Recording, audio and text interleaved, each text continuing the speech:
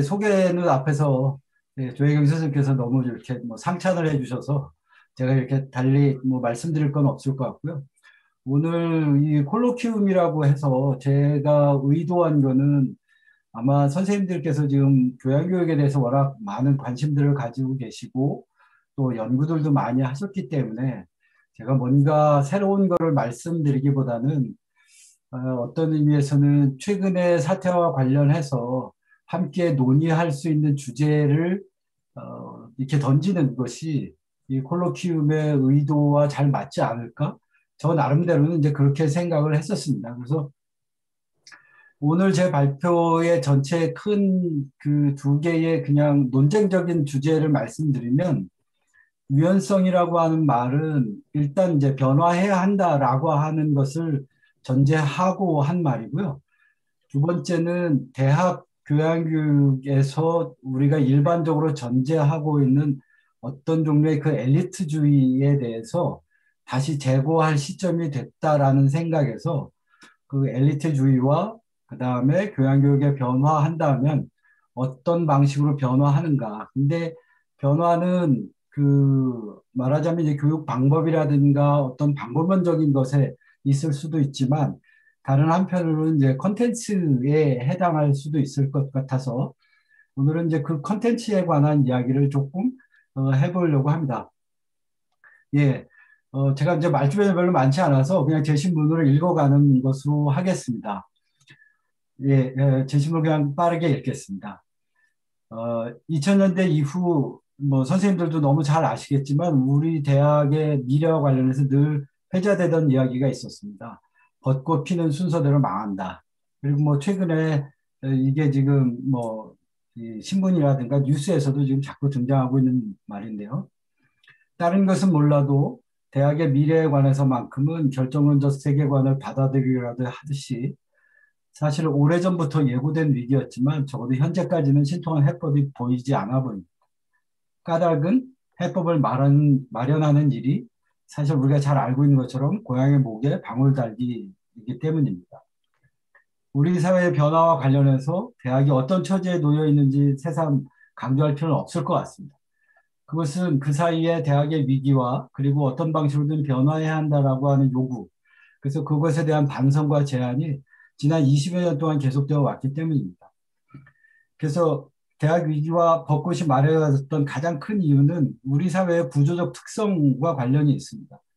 1970년대 100만 명이 넘던 신생아 수는 작년에 27만 명대로 떨어졌습니다. 그 과정에서 작년 현재 대학 입학 정원이 49만 명인데 수능 응시자가 42만 명이었습니다. 수능 응시자가 모두 대학을 간다고 하더라도 입학 정원을 채우기에 이미 7만여 명이 모자랐습니다. 그런데 지난해 이렇게 2020년에 27만여 명이 태어난 이 학생들이 대학에 진학할 2040년 무렵에 대학이 어떤 상황에 처할지는 이미 결정된 거라고 볼 수 있습니다.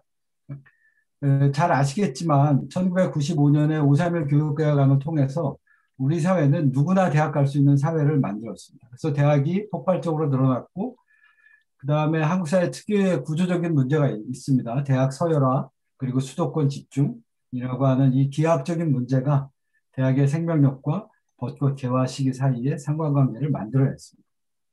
그 대가로 이제는 많은 대학이 벚꽃이 필 때마다 어쩌면 종교로 변할지도 모르겠습니다. 그야말로 대학의 위기입니다. 20년 전 위기와 지금의 위기 사이 차이는 그때는 관념적이고 예고된 위기였다면 지금은 실현된 위기란 점입니다. 그래서 이 위기의 책임이 누구에게 있는지를 둘러싼 논란이 시작될 차례고요. 또 실제로 뉴스를 보신 선생님들은 아시겠지만 그런 움직임들이 시작됐습니다. 정부는 출산율을 높이는 데 실패했고 열악한 재정 때문에 정부 지원에만 의지했던 대학들은 혁신의 주체가 될 수 없었을 겁니다. 당연히. 또 잘 아시겠지만 대학의 구성원들, 전공에 계신 선생님들과 교양에 계신 선생님들, 또 학교 당국, 또 정권 간 이해관계의 계산에 매몰되어 있었고 교육당국은 고등교육에 대한 장기적인 비전과 그에 맞는 변화를 이끌어내지 못한 것 같습니다. 분명히 위기의 원인을 제대로 진단하는 것은 중요한 문제일 겁니다. 그래야 변화의 동력을 이끌어낼 수 있기 때문입니다. 그런데 냉정하게 얘기하면 문제가 이렇게 심각해진 게 어느 한쪽의 책임이라고만은 할 수 없을 겁니다. 서로 이해관계가 얽혀있는 어느 집단도 그런 사실은 좀 번거로운 변화에 책임질 준비가 되어 있지 않았습니다. 예고된 위기가 체감되기까지는 시간이 남아 있었고 혁신이라는 그럴듯한 이름은 슈페처가 이야기했던 것처럼 늘 파괴를 연상시켰기 때문입니다. 위기를 푸는 해법이 그 위기를 초래한 원인을 분명하게 하는 일이라면 위기 초래의 과실 비율을 따지는 논의는 분명 중요할 겁니다. 하지만 제가 생각하기에는 현재 상황에서는 그런 논의조차 그렇게 생산적일 것 같지는 않습니다. 일단 변화를 위한 시간이 대학한테 유리한 것 같지는 않고요. 무엇보다 그런 논의가 협력을 이끌어내기보다는 한국 사회의 경험에 비춰봤을 때 갈등을 유발할 가능성이 커 보입니다. 그러나 분명한 건 위기의 골이 점점 깊어질수록 변화의 에너지도 클 것이고 그 에너지는 아마 파괴적이지 않을까라고 생각합니다. 그런데 제가 뭐 발표를 준비하면서 생긴 의문 중에 하나가 이게 한국 사회만의 문제냐? 아닌 것 같습니다. 대학의 위기가 오직 출산율과 같은 인구 구조 변동 요인에만 있을까? 또 그것이 오직 고령화 속도 세계 1위인 우리나라에만 적용되는 문제일까? 뭐 아시겠지만 빌 레딩스는 그 지난 세기 말에 미국 대학의 위기를 사실 이제 캐나다 교수입니다만 은유적으로 이렇게 말한 적이 있습니다. 폐허의 대학. 그 책에서 그는 미국 대학의 위기를 대학의 사회적 역할이 모호해졌고 지금까지 대학의 존재 이유를 제공해왔던 민족문화적 사명이 쇠퇴한 결과라고 진단합니다. 20여 년 전이기 때문에 우리의 대학 위기를 말할 때와 굉장히 유사한 시기였습니다. 간단히 말하자면 시대의 패러다임이 바뀌었는데 대학이 그런 변화에 제대로 적응하지 못하고 있다는 겁니다. 이렇게 말합니다. 사회 속에서 대학의 자리가 무엇인지 그리고 그 사회의 정확한 성격이 무엇인지 더 이상 명백하지 않으며 대학 기관의 형태가 변하고 있다는 것은 무시할 수 없는 현실이 되었다. 네, 레딩스가 이런 진단을 하면 적어도 지난 20여 년을 이렇게 되돌아보면 레딩스가 이야기했던 문제들이 그대로 진행되어 왔기 때문에 사실 어떤 이야기들이 등장할 수 있을지 짐작할 수 있을 것 같습니다. 90년대 말에 한국 대학에서도 인문학의 위기와 기초과학의 위기가 이야기될 때 논의됐던 것처럼 대학이 시장 경제의 경쟁 체제에 노출되어 있고 대학의 운영 방식 역시 기업 운용을 차용하고 있습니다. 그래서 이제 실제로 많은 대학들이 경영학을 전공하신 선생님들이 이 대학 운영에 이제 많이 참여하고 계시기도 하는데요. 그리고 무엇보다도 대학을 진학하는 학생들 역시 사실은 취업 문제에 대부분 관심을 갖고 있어서 대학의 존재 이유 중 하나인 특히 우리 교양교육과 관련해서 교양을 갖춘 건강한 시민 또는 건전한 시민을 양성하는 문제가 그다지 큰 관심사가 되지 못하고 있다는 겁니다. 이 책의 머리글에서 명시적으로 밝힌 레딩스의 미국 대학의 위기에 관한 진단은 이렇습니다. 이제 우리는 대학의 자기 실현이라는 역사적 지평에서 대학을 생각할 수 없게 됐다는 것. 대학은 계몽시대의 유산이었던 인류를 위한 역사적 기획, 즉 교양, 이때 이제 이 교양이란 말 본문은 이제 컬처인데 교양 교육과도 연관되어 있어서 번역자가 이렇게 번역을 한 것 같습니다. 그 교양을 갖춘 그 시민을 창조한다는 의미에서 그 말하자면 길러낸다는 의미에서 그렇게 쓴 것 같습니다. 그래서 교양의 역사적 기획에 대학이 더 이상 참여하고 있지 않다고 나는 주장할 것이다라고 말합니다.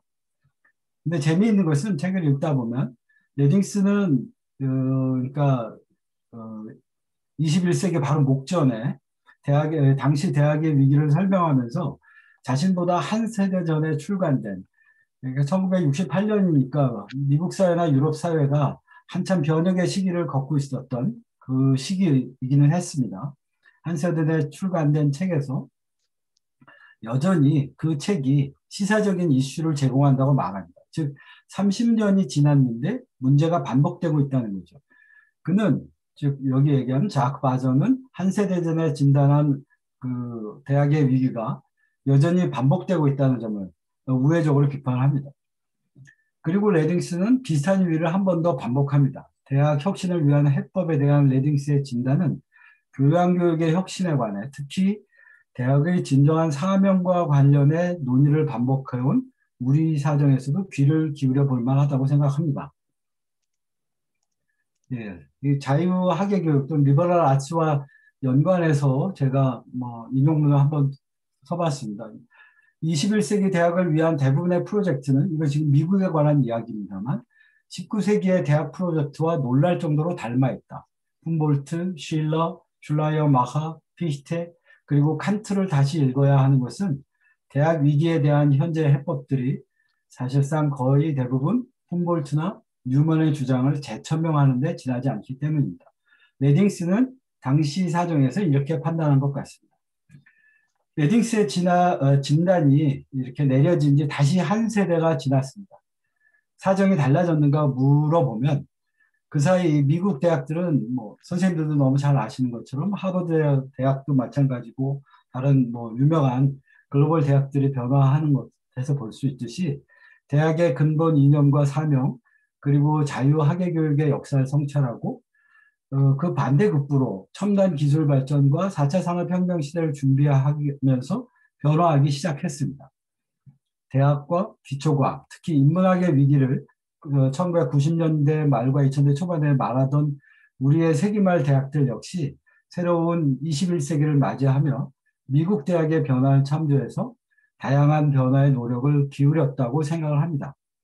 그런데 그 결과 우리는 여전히 위기를 말하고 있습니다.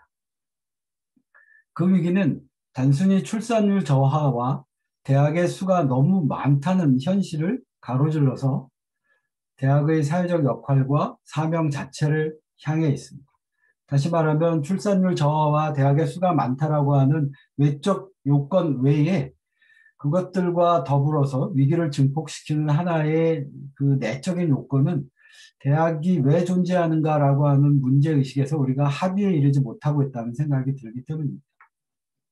그래서 설령 우리가 대학의 수를 어떤 강제적인 힘에 의해서 신생아 출산율에 맞춰 탄력적으로 조정하는 데 성공한다고 하더라도 여전히 그때도 대학의 위기를 말해야 하는 것은 아닐지 모르겠습니다. 그런데 대학의 위기라는 말의 의미가 상아탑 장벽 너머의 어떤 변화에 대응해야만 한다는 것이라고 해석한다면 제가 보기에는 중세시대 이래로 대학이 위기가 아닌 적은 없었을 겁니다. 그만큼 대학은 비탄력적인 것처럼 보입니다. 우리도 잘 아는 것처럼 대부분의 사회적 혁신은 근대에도 그랬고 오늘날에도 그렇고 대학 바깥에서 이루어져 왔고 그 변화를 대학이 수용하는 방식으로 쫓아왔었습니다. 근데 그렇게 대학이 비탄력적이라고 하는 것은 어떤 아카데미가 갖고 있는 또는 상아탑이라고 하는 것이 갖고 있는 원칙과 이념을 중시하는 학문적 탐구의 장이기 때문에 어떤 의미에서는 피할 수 없는 운명인지도 모르겠습니다. 그래서 잠정적으로 문제를 재정식화하면 이렇게 말할 수도 있을 겁니다. 과연 대학은 아카데미 바깥의 변화에 탄력적으로 대응할 수 있는가? 그리고 오늘 우리의 논의 주제인 교양교육 좀 더 집중해서 자유학예 교육은 대학 바깥의 변화에 대응할 수 있을까? 대응할 수 있거나 혹은 대응해야만 한다면 무엇에 대응할 것인가? 예. 인구 변동에 관한 이야기는 잠시 접어두도록 하겠습니다. 제가 생각하기에 그것은 어떤 의미에서는 대학 위기의 원인이 아니라 그것 역시 어떤 사회적 변화의 결과일 수 있을 것 같습니다. 예를 들면 선진 산업사회라고 불리는 국가들에서 고령화는 예외 없는 현상들입니다. 나라별로 속도의 차이가 있을 뿐 선진국이라고 불리는 나라들, 심지어는 요즘은 이제 중국조차도 빠르게 고령화하고 있는데요. 인구 변동 요인은 예외적이고 우연한 일이 아니라 하나의 전 세계적인 트렌드이고 우리나라의 경우에만 그 변동이 다른 나라들에 비해서 상대적으로 더 빠르게 진행될 뿐입니다. 그래서 인구 변동이 대학 위기의 원인이라기보다는 대학의 위기와 인구 변동 모두가 더 근원적인 어떤 변화의 파생 결과로서 나타난 증상들처럼 보입니다. 그 근원적인 변화들은 잘 아시겠지만 20세기 후반부부터 가속화해온 글로벌리즘, 그러니까 글로벌리제이션하고 첨단 기술 발전에 따른 노동 환경의 변화, 그리고 그에 따른 장기적인 직업 전망과 관련이 있을 겁니다. 이미 우리 일상에서 친숙해진 키워드로 바꿔 말한다면 뭐 정보화 사회, 뭐 90년대 말에 그렇게 이야기했습니다만 뭐 지식산업 사회니 또는 뭐 숨막힐 정도의 그 경쟁 사회라고 하는 것, 또 디지털 미디어 시대, AI, 4차 산업혁명 같은 이런 키워드도 있거든요. 그리고 이것을 저 나름대로 다시 환원시켜서 말하면 새로운 기술 발전이 초래한 생산 양식의 변화와 그에 따른 노동 환경의 변화라고 저는 말할 수 있을 것 같습니다. 이런 변화가 대학의 사회적 역할이 무엇인지를 자꾸 되묻게 한다고 생각합니다. 잘 아시겠지만 한때는 제가 여기에 이제 혜택을 받은 요즘 젊은 세대들이 늘 하는 이야기인데요. 선생님들이 대학을 나왔을 때는 혜택을 받은 세대라고 이야기를 하고 자기들은 그렇지 않다고 이야기하는데 학생들이 한때는 성적과 상관없이 대학 졸업장만으로도 직장을 잡던 일이 보장되던 시기가 있었습니다. 제 기억으로는 제가 한 대학 가는 학생이 한 25% 전체 고등학교 졸업생들 중에서 였던 것으로 기억을 합니다. 그러나 그런 아름다운 시절이 있었다는 것이 전설로 변하면서 학생들은 스펙 경쟁에 내몰렸습니다. 또 아무리 전공 성적이 좋아도 그 전공이 시대가 바라지 않는 전공. 예를 들면 인간의 가치를 탐구하는 교양에서도 굉장히 중요한 문제인데요. 인문사회 계열의 전공이라면 첨단 기술 산업에 친화적인 전공 하나쯤은 더 이수할 것을 요구받았습니다. 물론 그 덕에 말하자면 대학 내에서 인문사회 계열의 전공의 위상이, 이 위상이란 말은 좀 특별한 의미를 가진 말입니다만 낮아짐에 따라 교양교육에서 자유학예 교육의 이념이 강조되는 아이러니도 일어났습니다. 이거는 각주를 좀 보겠습니다. 이 아이러니라고 제가 말씀드린 것은 대학 내에서 인문사회 계열의 전공이 취약해지는데 교양교육이 발전한다는 것은 사실은 제살 깎아 먹기라고 생각이 들기 때문입니다. 그래서 장기적인 관점에서 질 높은 인문사회 교양교육이 가능하려면 해당 전공 분야에서 높은 수준의 훈련을 받은 교수자가 지속적으로 길러져야 되는데 인문사회 계열 전공과 보편적 교양을 지향하는 교양교육 시스템은 그런 점에서 이제 순망치안의 관계인데 인문사회 계열 전공이 이제 구조적으로 취해지면 자연스럽게 교양교육의 질 역시 떨어지지 않겠는가 이런 생각이 들어서 이렇게 말을 좀 덧붙여 봤습니다. 교양을 갖춘 지성인을 다시 본문으로 돌아왔습니다. 그 대학의 가장 근본적인 사회적 기능이자 사명 중 하나라고 하는 것을 잊지 않은 사람들이 아직은 많기 때문에 교양에서라도 그런 교육이 좀 이루어져야 한다. 그래서 교양교육이 오히려 주목받았던 것이죠. 물론 뭐 잘 아시겠지만 코딩 교육이 지금 교양 필수로 자리 잡아가고 있는 것을 보면 이런 자유학예 교육의 이념과 가능성을 말할 시간도 얼마 남지 않았는지도 모르겠습니다. 전체 교양에서 이수해야 될 학점의 수는 정해져 있고 그것을 뭐 자꾸 이렇게 쪼개서 나누어야 한다면 그 자유학예 교육의 목표로 하는 컨텐츠와 수업 방식을 적용할 수 있는 물리적인 시간과 공간이 그렇게 여유 있지는 않은 것 같습니다. 자, 그러면 다시 대학의 사회적 역할과 관련해서 과거의 사례를 한번 참조해 보는 것이 필요하다고 생각이 듭니다. 그리고 이제 리버럴 아츠 교육과 관련해서 늘 이렇게 그 과거를 되돌아 봤었는데요. 그것은 대학의 본래 목적과 사명이 무엇이었는지를 환기하려고 할 때 의미가 있을 것 같습니다.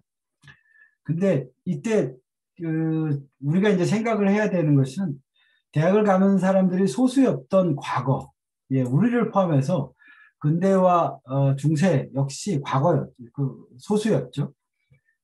예, 또 지금처럼 고등학교 졸업자의 70% 이상이 대학을 가는, 최근에 이것이 좀 몇 년 전에는 거의 80% 이상이었다가 최근에 좀 줄고 있습니다. 그래서 그래도 여전히 하니까 70% 이상이 대학을 가는 오늘날의 대학의 역할은 다를 수밖에 없지 않을까 이렇게 한번 생각을 해봤습니다. 그런 점에서 대학 교육이 직업훈련소가 되었다는 20여 년 전에, 그리고 여전히 어딘가에서 행해지고 있는 이런 비판이 제 생각에는 그렇게 유효해 보이지가 않습니다.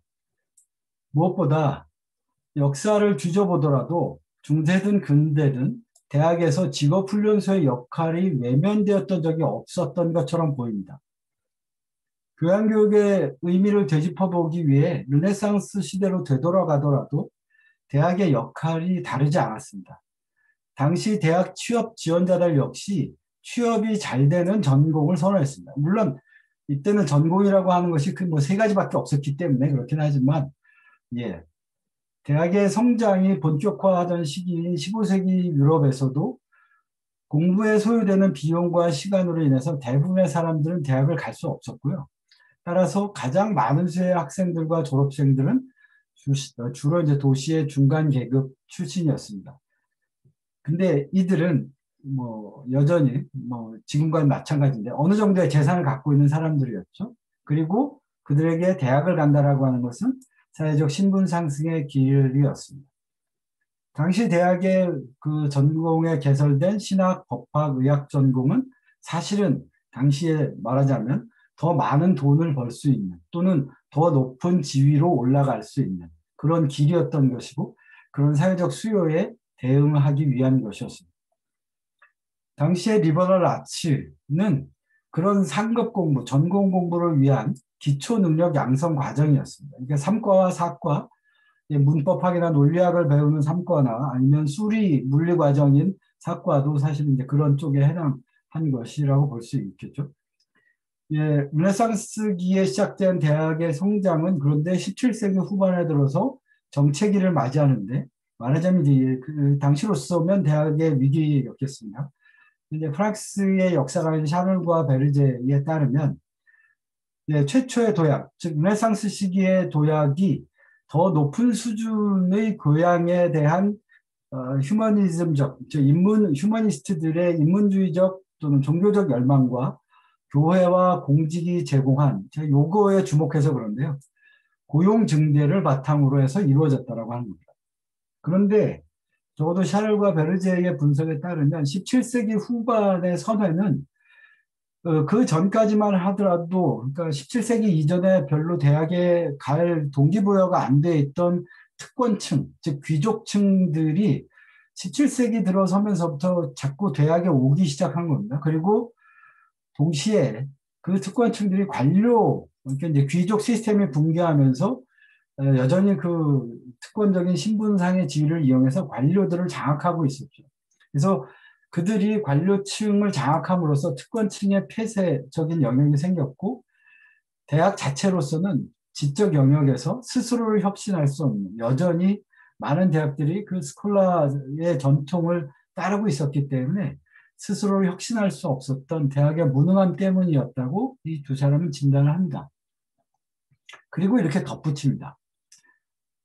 따라서 구체제 말의 대학의 위기는 실제로 그 대학 교육이 침체되거나 재적 인원이 감소했기 때문이라기보다는 당시 사회가 대학에 대해 가지고 있고 대학인들에게 맡겼던 역할에 대한 인식을 반영한 것이었다. 그러니까 이제 구체제 말이라고 하면 그 이제 프랑스 대혁명이 일어나기 전에 이제 시기를 말하는 것이니까요. 그러니까 사회 전체적으로 사회가 아주 레디컬하게 변화하기에 앞서 대학이 이미 위기에 빠져 있었다라고 구조적으로 유비해 볼 수 있을 것 같습니다. 이걸 뭐 정리를 해보면, 근대 국가 체제가 확립되면서 행정 조직과 사회 관리의 필요성이 커지면서 대학은 양질의 인적 자원을 공급할 수 있는 시스템의 역할을 수행했던 것 같습니다. 예, 근대 국가 체제가 이제 확립되면 당연히 그 국가를 운영하기 위한 조직, 그래서 이제 법학이라든가 이런 행정 관료들이 이제 많이 필요했던 것이죠. 그리고 근대 국가는 선생님께서 너무 잘 아시는 것처럼 이 경쟁 체제로 돌입하면서 인적 자원, 고급 인적 자원을 한 국가가 길러낼 수 있느냐 없느냐의 여부가 말하자면 국가 간의 경쟁에서 그 말하자면 이 우선순위를 결정할 수 있는 그 힘이었기 때문에 대학이라고 하는 시스템이 굉장히 중요했을 거죠. 그런데 이 체제가 이제 안정기에 접어들고 인적 자원의 일자리 수요가 정체되면서 대학의 인기가 떨어지게 되는 건 당연히 생각할 수 있는 결과였습니다. 그런데 저는 같은 맥락의 이야기가 오늘날에도 이제 반복되고 있는 거 아닌가 이런 생각이 드는 겁니다. 그래서 일자리 수요와 공급 사이의 미스매치가 말하자면 대학의 사회적 역할에 지속적으로 의문을 던지게 하고 그리고 그것이 이제 대학에 대한 변화 압력을 가중시킨다라고 보는 것이죠.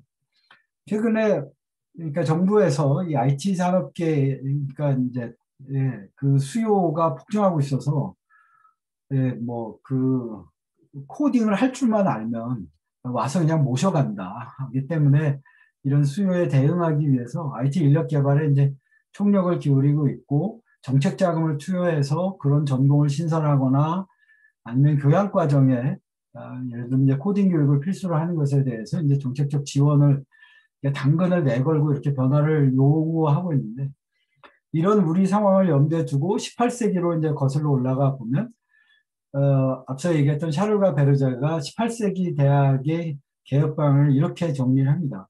18세기의 개혁들과 개혁안들이 진정한 근대화의 욕구를 반영했다라고 하는 점이 이제 중요하다는 거죠. 그 당시에 이 개혁들은 대체로 뭐 종교 전쟁이 있었던 시기이기도 했겠지만 그 종교적인 관용과 한편으로는 계몽주의 정신을 진전시키면서 국가와 전문 직업의 요구에 대학을 보다 긴밀하게 적응하도록 만들기 위한 것이었다. 제가 여기에서 읽은 대목은 종교적인 관용과 계몽주의의 정신이라고 하는 것이 18세기라고 하는 시대가 갖고 있는 어떤 시대적인 에토스 내지는 시대 정신을 상징하는 것이라고 하면 이 전문 직업의 요구라고 하는 건 산업혁명 이후 빠르게 변화하고 있는 어떤 사회 체제의 변동에 대학이 좀 더 탄력적으로 대응할 수 있도록 변화를 요구받았다라고 저는 읽었습니다. 예, 그러니까 저는 이렇게 나름대로 이제 정리를 하면서 자꾸 뭔가 반복되고 있다라고 하는 의미에서 이제 데자뷰 같다라고 하는 것이죠. 근데 이 데자뷰의 의미를 저는 이제 어떤 의미로 생각을 했냐면 혁신이 일어나는 장소로서 그러니까 혁신의 요람이 아니라 어떤 진화하고 변화한다는 의미에서 또는 사회적 변화에 대응한다는 의미에서 이제 진화라는 개념을 사용하면 다양한 종류의 이제 진화적 실험에 대응할 수 있는 어떤 안전장치를 생각하게 하는 겁니다. 예. 18세기 후반 훔볼트의 대학 교육을 생각하셔도 될 것 같은데 대학 개혁의 방향성은 시대를 특정하는 몇몇 표현들을 빼고 읽는다면 이 위에 있는 바로 그 샤를과 베르제가 정리한 18세기 대학 개혁안들인데요. 오늘날에도 여전히 생생하게 들립니다. 왜냐하면 우리 사회 역시 이 고도로 다원화된 다양성 사회로 변화하고 있고요. 그다음에 산업 현장에서도 4차 산업혁명이니 플랫폼 산업이니 또 AI니 또는 NDIC 융합기술 그다음에 이제 이건 이제 재밌어서 그냥 제가 옮겼는데요. 요즘 이게 전 세계적으로 이제 뜨고 있는 새로운 개념 중에 하나가 이게 잘못 쓰였습니다. 메타버스입니다. 그러니까 메타버스인데요. 예, 유니버시티란 말 때문에 이제 연상이 돼서 메타버스란 말도 재밌을 것 같습니다. 그러니까 이렇게 이제 굉장히 빠른 대응을 요구하는 변화들이 사실은 차고 넘치기 때문입니다. 우리의 많은 대학들은 이런 변화에 발빠르게 대처하려고 노력 중입니다. 융합이라는 패러다임 아래서 잘 아시겠지만 굉장히 다양한 전공들이 만들어졌습니다. 또 얼마 지나지 않아 그 전공들이 사라졌습니다. 이제 전공의 유연성은 과거에 비할 바는 아닌 것 같습니다. 게다가 산학협력이라고 하는 것을 통해서 대학 자체가 혁신의 기지가 되기 위해서 안간힘을 쓰고 있습니다. 그래서 이제 대학이 이렇게 창업을 위한 인큐베이팅 장소로도 이제 잘 활용이 되고 있는데요. 정리하면 현재 우리 대학은 살아남기 위해서 혹은 변화에 적응하기 위해서 애쓰고 있는 것처럼 보입니다. 자, 앞에서 살펴봤던 것처럼 대학의 사명 중에 분명한 하나는 사회가 필요로 하는 인적 자원을 공급해야 한다는 관점에서 이 사회적 변화에 적응해야 된다는 사실을 자, 이제 한 발 인정하고 한 발 물러서 보겠습니다. 그래도 여전히 남는 것은 대학이 이제 학문의 전당이기 때문에 순수한 학문적 탐구의 관점에서 어떻겠는가 이렇게 물을 수 있을 것 같습니다. 한동안 특히 이제 우리나라에서는 90년대 말부터 2000대 초반까지 학부제 변혁과 관련해 가지고 인문학의 위기, 그다음에 기초과학의 위기, 뭐 이건 지금 여전히 계속되고 있는 것이기도 합니다. 뭐 기초과학의 경우에도 여러 랩에 한국 학생들을 찾기보다는 외국에서 유학 온 학생들을 만나는 일이 훨씬 더 쉽거든요. 그래서 한 기초과학 랩에 계신 선생님은 한국 학생 좀 받아봤으면 원이 없겠다. 이렇게 이야기하신 선생님을 뭐 만난 적이 있었습니다. 예. 대학이 단순히 전문 직업인을 양성하는 기관으로 변모했을 경우에 부작용에 대한 경고들이 90년대 말과 2000년 초반에 넘쳐났습니다. 그 근시안적인 변화였죠, 사실. 그것은 결국은 기초학문 내지는 토대학문 분야를 교사시킴으로써 장기적인 관점에서는 오히려 지식의 생산과 발전을 위축시킬 것이라는 결과를 낳을 것이라는 경고였습니다. 이 경고는 여전히 유효할 겁니다. 근데 그런 장기적인 전망이 뭐 효율성을 강조하는 정부와 대학에 진학하려는 학생들마저 설득할 수는 없었던 것 같습니다. 그 결과 전통의 울타리 안에 있던 전공들이 내부적으로 변화하기 시작했습니다. 그래서 그 변화가 지난 20여 년의 역사라고 생각이 됩니다.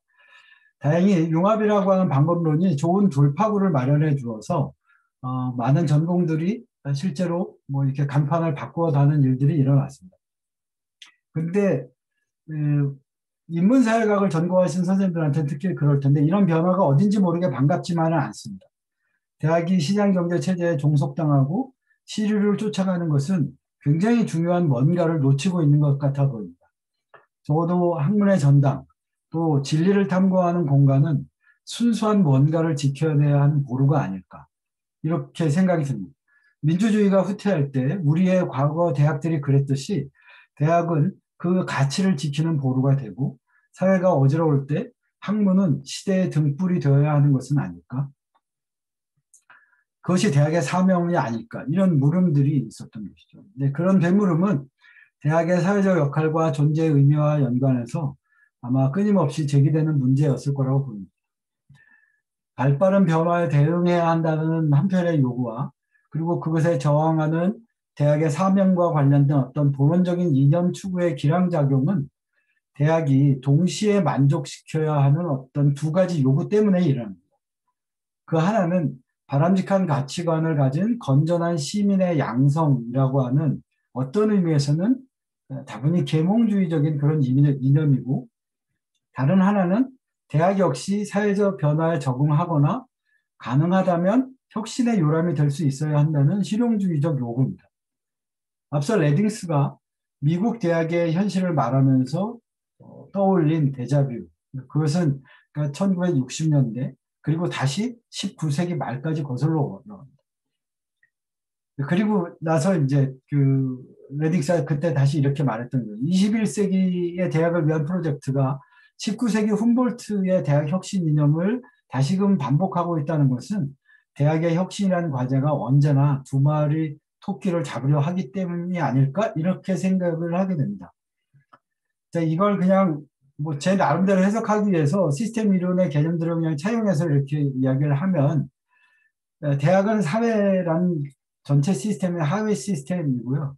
그 하위 시스템이 사회적 변화에 대한 적응성을 높이기 위해서 진화적 실험을 하고 있는 것처럼 보입니다. 그런데 분명히 시도할 가치가 있다고 여겨집니다. 그런데 그런 적응성을 높이는 전략이 이 변화가 심해지면 자칫하면 시스템의 안정성을 위협할 수도 있을 것 같습니다.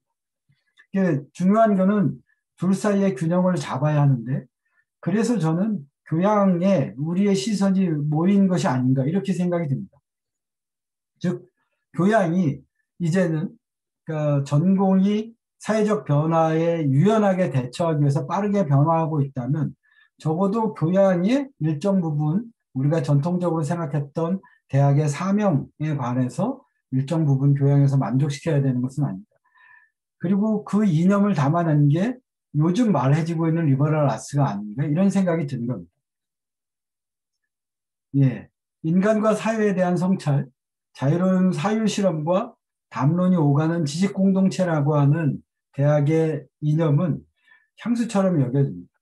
그런데 그 이념은 뭐 너무 잘 아시겠지만 르네상스로부터 근대를 거쳐오는 동안 지식 공동체로서의 대학이 지속적으로 추구해온 이념이기도 합니다. 그런데 냉정하게 현실을 보면 이념이란 말의 이면이 그렇지 것처럼 실제로 대학이 그런 이념을 현실에 구현했는가를 생각해 보면 그런 시기가 그렇게 많았던 것 같지는 않습니다. 대학의 세파에 흔들리지 않는 지성의 요람이 되기 위한 가장 중요한 조건이 자율성일 텐데 종교나 국가 권력의 힘에 굴복하지 않을 수 있는 힘을 갖고 있어야 하는데 현실의 대학이 이런 자율성을 갖기는 사실은 쉽지 않습니다. 그런 시기가 있었다면 오히려 그 모범적인 시절이 예외적인 것처럼 보입니다. 그래서 여전히 우리는 그 이념이라고 말을 하는 게 아닌가 하는 생각이 듭니다. 그래서 이념이란 말의 무게감은 현실과 격차에 비례하는 것처럼 보입니다. 특히 요즘처럼 연구기관으로서의 대학이 연구 자금을 제공하는 엔젤이죠. 정부나 혹은 기업에 의존해 있는 상황이라고 하면 그 자율성을 갖기는 더더욱 어려울 것 같습니다. 이런 상황에서 교양의 의미가 특별할 수밖에 없는 것 같습니다. 교양은 사회적 변화에 대응하려는 요구와 대학의 이념 내지는 대학의 사명이 공존할 수 있는 공간처럼 보이기 때문입니다. 특히 자유학예 교육이 지향하는 어떤 전인적인 인간상은 대학이 단순한 직업훈련장 내지는 직업교육의 전당으로 전락하는 것을 막아줄 보루처럼 보이기도 합니다. 예, 그래서 사회에 필요한 전문 인력을 배출해야 한다는 요구와 교양을 갖춘 전인적 지성인의 양성이라고 하는 이 기량관계의 요구가 교양과정 안에서 어떻게 공존할 수 있는지를 생각해 보겠습니다. 물론 뭐 저의 짧은 생각입니다만 만약 대학의 전공과정이 사회적 변화 요구를 적극적으로 반영하려 하거나 혹은 반영할 수밖에 없다면 전인적 인간상 대부분 교양과정들이 목표로 하고 있고 하버드의 간판에서도 이런 것들이 보이는데요. 다소 보수적으로 들립니다. 그런 어떤 의미에서는 이게 나쁜 의미가 아니라 굉장히 전통적인 의미로라는 의미에서 이런 이념의 실현은 교양과정에서 당연히 떠맡아야 할 겁니다. 자, 그래서 이를 위해서 그냥 제가 도발적으로 여쭤보겠습니다. 고전으로 되돌아가야 할까요? 이것은 분명 가능한 그리고 굉장히 의미 있는 선택일 수 있습니다. 예, 인간 삶의 근본적인 문제들은 소크라테스가 살던 고대 헬라스나 에라스무스가 살던 르네상스 시기에서나 그리고 앞으로 로봇과 함께 살아야 하는 우리의 처지에서나 변화가 없을지 모릅니다. 그래서 이제 미국의 주요 칼레지들이 고전 교육을 소홀히 하지 않았던 이유 또 여전히 소홀히 하지 않는 이유에는 분명히 이런 생각들이 담겨 있을 겁니다. 그런데 저는 여기에 뭐 제가 이제 철진한 문제라고 이렇게 써놨는데요. 실제로는 르네상스 시기로부터 반복돼 온 그냥 똑같은 하나의 문제가 숨어 있다라고 생각을 합니다. 그것은 뭐냐면 리터러시의 문제가 바로 이제 그것인데요. 이것을 생각해 보기 위해서 우리 시대 변화가 일단 어떤 종류의 변화인지를 생각해 보겠습니다. 만약 교양 과정이 단순히 직업인을 지향하는 전공을 위한 예비 과정에 불과한 것이 아니라 시대가 요구하는 인간상의 구현이라는 요구까지 떠맡고자 한다면 이게 좀 복잡한 조건문입니다만 사실 한국 대학에서 교양이 전공을 위한 예비 과정에 불과하다라고 생각했던 시절들이 있었죠. 그러나 이제 적어도 21세기 이후에 여러 선생님들의 노력에 의해서 교양이 갖고 있는 어떤 독립적인 의미, 학부 대학이 가지고 있는 말하자면 이제 이 고전적인 이 대학의 사명과 연관해서 갖고 있는 독립적인 의미가 있다라고 하는 생각들이 이제 많이 확산이 됐다라고 생각이 듭니다. 이제 그것이 시대가 요구하는 인간상의 구현과 연관되어 있다고 생각하는데요. 이걸 이제 교양 과정에 떠넘는다면 당연히 우리가 부딪히고 있는 시대적 변화가 무엇인지를 성찰하는 일이 필요할 텐데 저는 그 변화를 보게 하는 소실점이 디지털이라는 거 하는 개념과 다양성이라는 개념이 아니겠는가 이렇게 생각을 합니다. 물론 저 개인의 생각이어서 선생님들의 말씀을 듣도록 하겠습니다. 이 소실점은 19세기에 훔볼트가 생각했던 어떤 대학 이념을 뛰어넘어서 르네상스로 되돌아가게 합니다. 제가 이렇게 보는 이유는 우리 21세기 교양의 이념 또는 교양의 변화와 관련해서 우리가 참조해야 되는 시기는 19세기가 아니라 르네상스가 아니겠는가라고 말씀드리는 겁니다. 정리해서 말하면 19세기는 르네상스에 시작된 변화를 완성시키는 시기였고 실제적으로 패러다임 자체가 변화하는 것은 르네상스가 아니었는가 생각을 하는데 그게 바로 디지털 때문입니다. 예, 뭐 너무 잘 아시는 이야기여서 이렇게 말씀드리기도 좀 그런데 잘 아시는 것처럼 르네상스 시기에 대학이 성장하게 된 배경 중에 하나는 지식과 정보를 전달하고 보존하는 기술적 수단의 혁명이었습니다. 즉 인쇄술이 발전을 한 것이죠. 그래서 누구나 글자를 읽을 수만 있으면 책이라고 하는 굉장히 당시로서는 뉴 미디어였죠. 이 뉴 미디어를 활용할 수 있게 됐습니다. 그래서 인쇄술의 발전은 유럽에서 굉장히 광범위한 사회적 변화를 초래했거나 내지는 그런 변화가 초래되도록 촉진했습니다. 무엇보다 학문이 변화했고 학문의 탐구 양식도 변화했고요. 신앙의 양식이 바뀌었고 사회를 바라다 보는 관점, 예를 들면 우리가 생각하는 사회적 혁명, 프랑스 대혁명도 사실은 루소와 그다음에 볼테르의 펜이 사회적 혁명을 이끌었다라고 하는 말이 있는 것처럼 그런 사회 변혁을 가능하게 하는 기폭 장치들이 바로 인쇄술이 생산을 했습니다. 그에 따라서 새로운 인간상을 구축할 수 있는 토대가 마련되었습니다.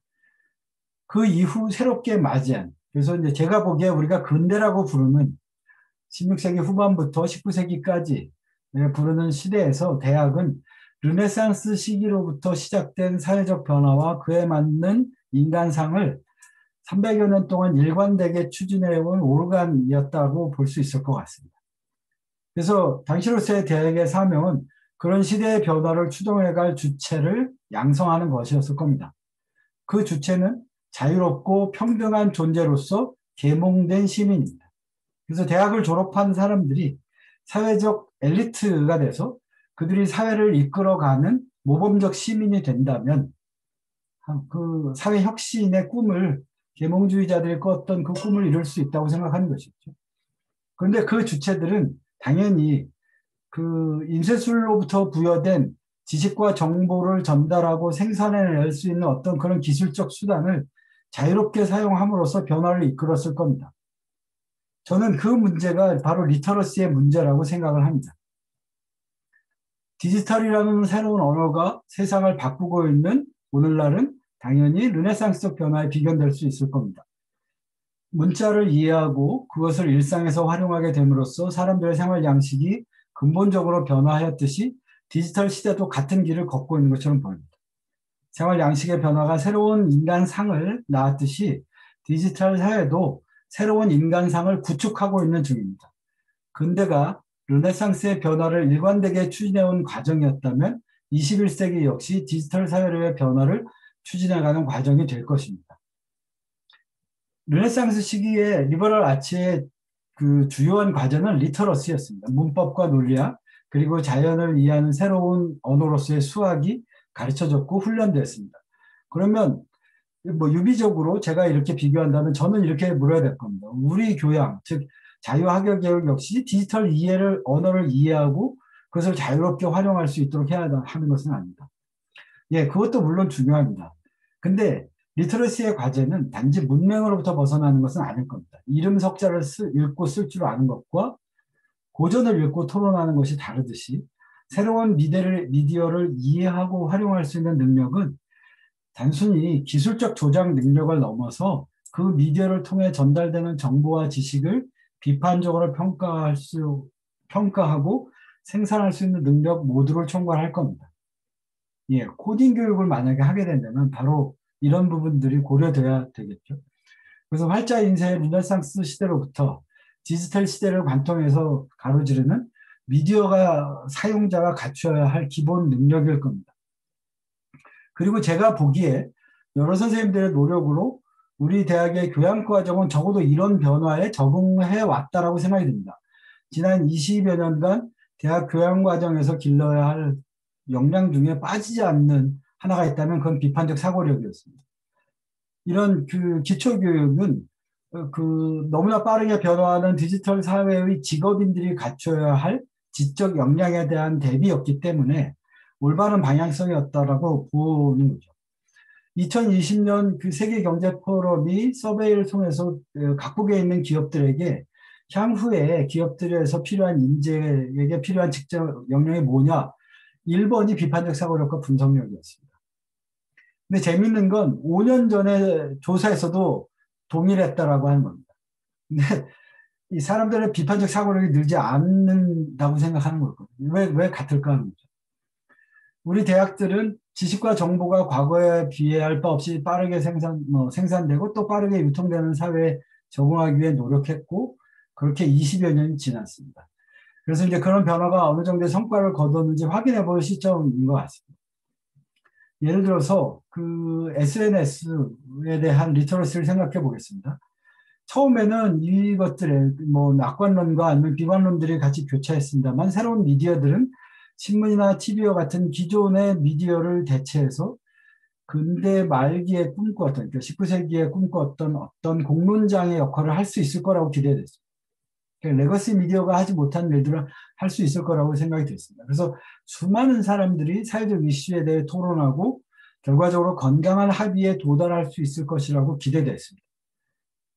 그러나 정보와 지식이 공유되는 이 새로운 미디어는 분명히 어떤 부분에서 긍정적 역할을 하고 있습니다만 악역마저도 알고 있는 것처럼 떠맡고 있습니다. 그래서 선생님들이 잘 아시는 것처럼 어느 사회든 우리 사회도 예외 없이 사회적 갈등들이 증폭됐고 혐오가 증가했고 가짜뉴스와 그에 동조된 사람들은 민주주의의 원리마저 훼손할 정도가 됐습니다. 그래서 요즘 민주주의의 최대 적이 유튜브다라는 말이 있을 정도죠. 그것은 단순히 이 새로운 미디어에 새롭게 입문한, 그래서 제대로 된 리터러시 교육을 받지 못한 어떤 초심자들의 문제가 아닐 겁니다. 그들을 움직이는 정보 생산자들과 노련한 중개상들은 아마도 대학에서 지난 20여 년 동안 비판적 사고력을 기르도록 요구받고 어쩌면 잘 훈련받은 사람들일지도 모르겠습니다. 리오타르가 포스트 모던의 조건에서 이야기했던 것처럼 거대 담론이 해체되고 지식은 파편화되고 그런 지식들의 정당화 담론마저 스스로 붕괴함으로써 일어날 사회적 변화를 예언한 적이 있는데 지금 우리가 살고 있는 사회가 바로 이제 그런 사회인 것 같습니다. 리오타르가 이런 사회적 변화를 예상할 수 있었던 이유들 중에 하나는 디지털이라는 새로운 언어가 가지고 있는 특징 때문이었다는 거죠. 디지털 기술은 우리가 읽고 있는 고전적인 텍스트들을 하이퍼 텍스트로 변화시켰고요. 그 다음에 AI를 만들어냈고 현실과 대안적 세계들을 연결시키는 메타버스를 탄생시켰습니다. 세상이 이렇게 바뀌었으므로 그 주체들 역시 변화하는 게 당연한 이야기입니다. 자, 그럼 이런 변화가 부정적인가? 저는 그렇지 않다고 생각합니다. 적어도 이런 포스트 모던 사회가 있었던 변화가 근대가 지닌 폭력성들을 들춰냈고 다양성 사회를 이행하는 추진력이 마련됐기 때문입니다. 제가 생각하기에는 이런 변화는 일종의 기회 비용들을 치르고 있다고 보여지는데 거대 담론의 해체는 보편적 진리에 대한 회의주의를 유행시켰고 그 결과 그 기회 비용으로 누군가에게 비판적 사고력이라고 하는 것이 진리에 가까이 도달하기 위한 지적 노력이 아니라 단지 논리적으로 상대를 극복하기 위한 스콜라 기술로 전락하고 있는 것처럼 보인다는 거죠. 학생들 중에는 비판적 사고를 이런 방식으로 이해하는 학생들도 있는 것처럼 보입니다. 역사를 배우는 이유가 대자비의 의미를 이해하기 위한 것이듯 오늘날 우리 사회에서 주목하는 다양한 종류의 사회적 갈등 과정은 르네상스 이후 근대가 변화를 위한 혁신의 비용으로 치러야 했던 갈등의 어떤 새로운 버전이 아닐까 이렇게 생각합니다. 이런 맥락에서 자유학예 교육이 사회적 변화에 대응하기 위한 리터러시 교육은 새로운 미디어에 대한 기술적 위한 리터러시가 아니라 사회적 변화가 초래하는 파생 효과들에 대한 이해, 즉 변화가 어떻게 일어날 것인가에 대한 리터러시를 목표로 해야 되지 않을까 이렇게 생각이 듭니다. 다만 사실 좀 강조하고 싶은 부분은 이건데요. 대응 과정에서 우리가 기억해야 될 것은 대학이 더 이상 엘리트를 양성하는 곳이 아니라는 현실을 받아들여야 하지 않겠는가 합니다. 구조적인 측면에서 볼 때 순수한 학문적 탐구의 전당 지성인의 요람이라는 대학의 전통적인 이념과 사명에는 사실은 엘리트주의가 내재되어 있다고 봅니다. 대학 졸업자가 사회적으로 높은 지위에 도달할 수 있는 기회가 많은 사회라면 르네상스와 근대가 그랬던 것처럼 이 엘리트주의는 여전히 유효했을 겁니다.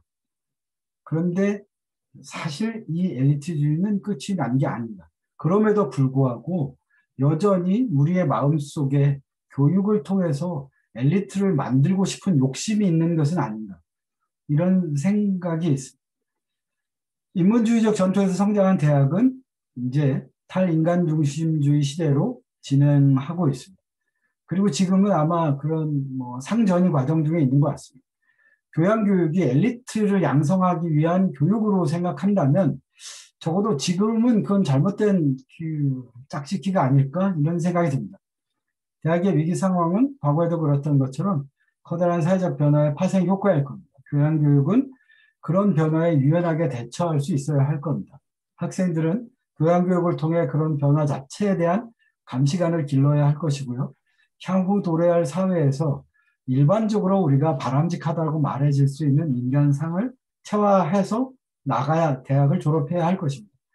그리고 그런 교육의 목표는 대학 졸업생들을 엘리트로 만드는 게 아니라 그저 한 시대를 살아가는 보통의 시민이 되도록 하는 것은 아닐까 하고 생각해 봤습니다. 예, 제 발표는 여기까지입니다. 예, 긴 발표 드려서 고맙습니다.